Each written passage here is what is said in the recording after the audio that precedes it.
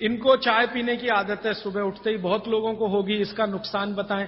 देखिए, मैं एक ही मिनट में आपको बताना चाहता हूं कि चाय जो आप बनाते हैं उसमें चाय से ज्यादा नुकसान है चीनी। ये जो शुगर है ना, चीनी, इसका चाय के साथ कोई मेल नहीं है। अगर आप चाय पी रहे हैं, मैं से तो मत पिए, क्योंकि आपकी तासीर के अनुकूल नहीं है। चाय के जो केमिकल है ना, भारत के लिए उपयोगी नहीं है, भारत में रहने वाले लोगों के लिए। यूरोप और अमेरिका के लिए बहुत अच्छी है यही चाय, हमारे लिए वो जहर है। कॉफी तो और भी ज्यादा, गर्म देशों में चाय कॉफी अच्छी नहीं है। फिर भी अगर आप पी रहे हैं, आप मानते हैं कि खराब है, लेकिन क्या करें, आदत से मजबूर है, तो मैं एक तरीका बता देता हूं। वो तरीका ये है कि चीनी की जगह गुड़ की चाय पी लीजिए। क्यों पी लीजिए वो समझिए। गुड़ जो है ना, क्षारीय है, और चीनी है ना, अम्लीय है। चीनी जब डिसिंटीग्रेट होती है तो उसके जो अंतिम परिणाम है वो एक एसिड के रूप में ही है, और गुड़ जब डिसिंटीग्रेट होता है तो उसका अंतिम परिणाम है वो क्षार के रूप में है। आपके पेट में अम्ल वैसे ही बहुत है, और सुबह सुबह तो ज्यादा ही होता है, और उस समय अम्ल वाली चाय और पिएं जो चीनी मिलाई हुई है, तो ये एसिडिटी ही बढ़ाएगी आपकी। तो बेहतर है कि आप चाय पिएं तो गुड़ वाली पिएं। अब गुड़ वाली चाय जब पिएंगे तो दूध नहीं डाल सकते उसमें, क्योंकि दूध फट जाएगा गुड़ से, क्योंकि दूध और गुड़ की दोस्ती नहीं है। तो फिर बिना दूध की चाय पिएं। तो आप काली चाय पिएं, गुड़ डाल के पिएं।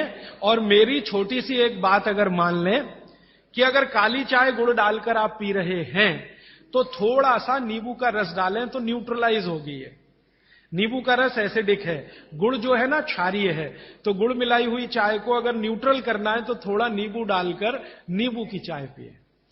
ठीक है, ऐसा कर। लेकिन इसको पीने से पहले पानी जरूर पिए, वो नियम ना भूलें जी।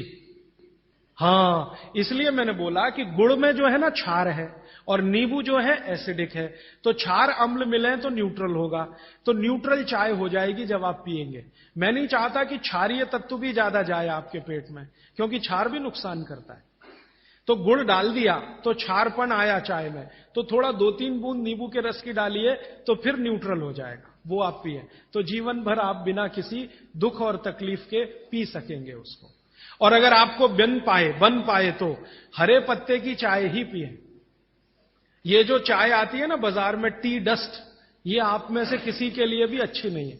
आपको अगर पत्ते वाली, हरे पत्ते वाली चाय मिल रही है तो वो कम से कम इतना जरूर फायदा है कि वो एंटीऑक्सीडेंटल प्रॉपर्टी वाली है, क्योंकि हरे पत्ते को सीधे निकालकर सुखाकर आप बना रहे हैं। तो वो इससे बेहतर है जो चूरे वाली चाय आप पी रहे हैं, थोड़ी बेहतर है जी। कई देशों में हमने देखा है कि भोजन लेते समय वज्रासन में बैठ के भोजन लेते हैं। तो ईस्टर्न कंट्रीज में करते हैं, इंडोनेशिया में, मलेशिया में, थोड़ा सा मंगोलिया में जाएं तो वहां भी करते हैं। वज्रासन में बैठकर वो लोग भोजन कर सकते हैं, आपके लिए उतना अनुकूल नहीं है, क्योंकि आपको भोजन के बाद वज्रासन करना अनुकूल है।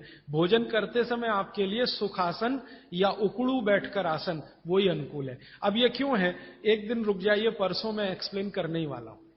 और मैंने ये भी नोटिस किया है कि यहाँ के लोग भोजन लेने के बाद शहद लेना वाजिब समझते हैं, इसलिए क्योंकि डाइजेशन में हेल्प करता है।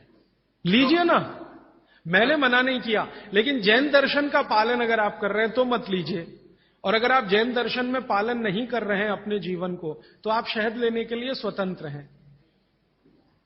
जैन दर्शन में है तो मैं स्ट्रिक्टली बोलूंगा ना करें, क्योंकि उसमें हिंसा और अहिंसा की बात आएगी। शहद जो है ना, जीव राशियों का समूह है, और बड़ी मक्खी के शहद में ज्यादा जीव राशियां। पानी कितना लेना चाहिए ये सबके लिए अलग अलग है, तो इसका सूत्र बता देता हूं।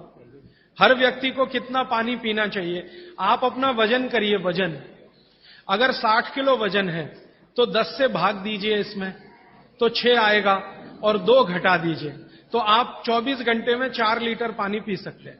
अगर 70 किलो वजन है तो 10 से भाग दीजिए, 7 आएगा, 2 घटा दीजिए, तो 5 लीटर पूरे 24 घंटे में पानी पी सकते हैं।